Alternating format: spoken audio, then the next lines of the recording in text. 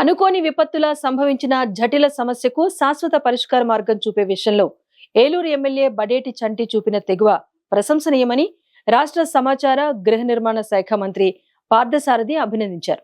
Eluru మల్కాపురంలోని summer storage tank కు గండిపడిన ప్రాంతాల్లో చేపట్టిన చర్యలను మంత్రి పార్థసారథి ఎమ్మెల్యే బడేటి చంటితో కలిసి పరిశీలించారు. అధికార యంత్రాంగం చేపట్టిన పనులను అడిగి తెలుసుకున్నారు. అనంతరం మంత్రి మాట్లాడుతూ లక్షలాది మంది జనాభాకు వేసవిలో తాగునీటి అవసరాలు తీర్చే సమ్మర్ స్టోరేజ్ ట్యాంక్ కు పడిన గండ్లు తీవ్ర నష్టాన్ని కలిగించేవన్నారు. అయితే సరైన సమయంలో ఎమ్మెల్యే బడేటి చంటి స్పందించిన తీరు అభినందనీయమన్నారు.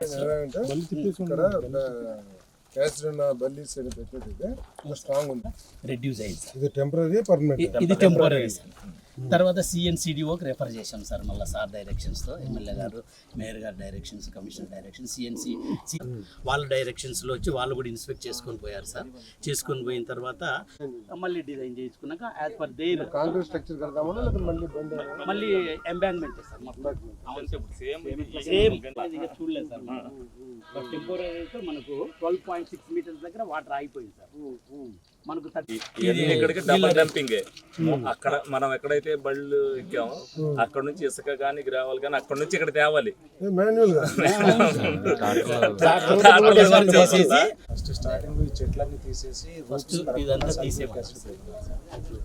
లోపలికి వెళ్ళిపోయి బండిని వీక్ చేస్తాయండి సార్. పెద్ద పెద్ద చెట్లు అయినాయి కదా సార్. మామూలుగా వాటర్ ఎక్కడ నుంచి వెళ్ళాల్సిందే. దీన్ని కాపాడకపోతే అయిపోతుంది. బండ్ ఫార్మేషన్ 4 crores అయింది sir. Jungle clears 2 pump sets 150 3.5 లక్షల జనాభా ఉన్న ఏలూరు మున్సిపల్ కార్పొరేషన్కి త్రాగునీటి అవసరాలు తీర్చే ఈ ఎస్ఎస్ ట్యాంక్ ఏదైతే ఉందో, మరి ఇటీవల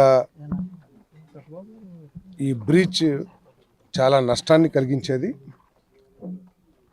ఎందుకంటే ఈ సమయంలో కనుక సరైన సమయంలో రియాక్ట్ కాకుండా ఉన్నట్లయితే శాసనసభ్యులు కానీ అధికారులు కానీ మొత్తం వాటర్ వెళ్ళిపోతే తీవ్ర ఇబ్బందులు ఈ నగర ప్రజలందరూ కూడా ఎదుర్కొనేవాళ్ళు.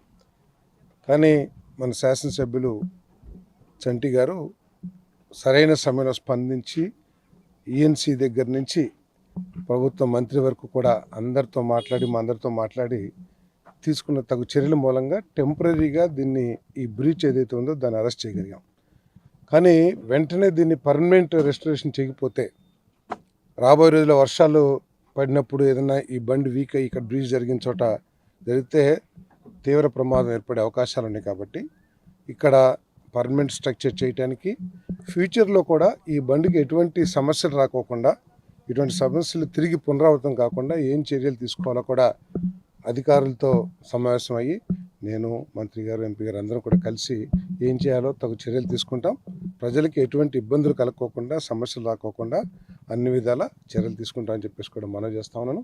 మరి వెంటనే ఉన్నతాధికారులను పంపించి ఇప్పటికే కొన్ని సూచనలు చేశారు ఈ బండిని కొంచెం సంరక్షించడానికి. ఆ చర్యలు ఇప్పటికే శాసనసభ్యులు వారు ప్రారంభం చేశారు. కాబట్టి మరి నేను సంబంధిత మంత్రి నారాయణ గారితో, మున్సిపల్ అడ్మినిస్ట్రేషన్ మంత్రి నారాయణ గారితోనూ, అవసరమైతే ముఖ్యమంత్రి గారితో అయినా సరే మాట్లాడి, ఇది చాలా అత్యంత ముఖ్యమైన పని కాబట్టి ఈ నగర భవిష్యత్తుకు సంబంధించిన త్రాగునీటి అవసరాలకు సంబంధించిన పని కాబట్టి దీనికి కావాల్సిన నిధులు ఏర్పాటు చేస్తానికి నేను, శాసనసభ్యులు చంటి గారు గట్టిగా కృషి చేస్తాం.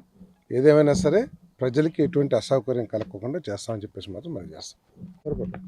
ఓకేనా? మరి 20 రోజుల క్రితం ఏదైతే ఏలూరుకి సంబంధించిన సమ్మర్ స్టోరేజ్ ట్యాంక్ మరి ఏదైతే గండిపడి నీళ్ళు ఏ విధంగా పోయినాయి అనేది మరి అందరూ కూడా చూశారు. అందులోనే భాగంగా మరి నష్టం ఎంత జరిగింది అనేది చూపించడానికి ఇవాళ మంత్రివర్యులు ఏలూరు వస్తుంటే ఆయన్ని ఒక రిప్రజెంటేషన్ ఇచ్చి ఆయన్ని ఇక్కడికి వచ్చి స్వయంగా చూడమని చెప్పాం. మరి మంత్రి గారు ఇక్కడికి వచ్చి స్వయంగా పరిశీలించి నష్టాన్ని అంచనా వేయడం జరిగింది. ముందుగా వారికి కృతజ్ఞతలు, ధన్యవాదాలు తెలుపుకుంటున్నా.